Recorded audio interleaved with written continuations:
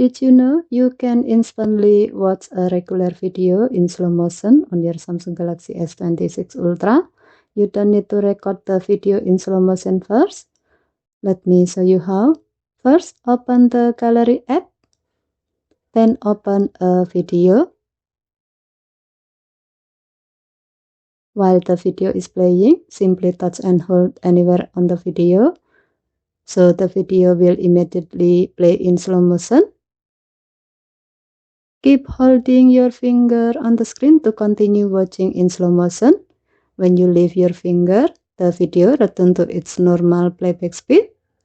If you like to keep the slow motion version, tap Save Slow Motion Clip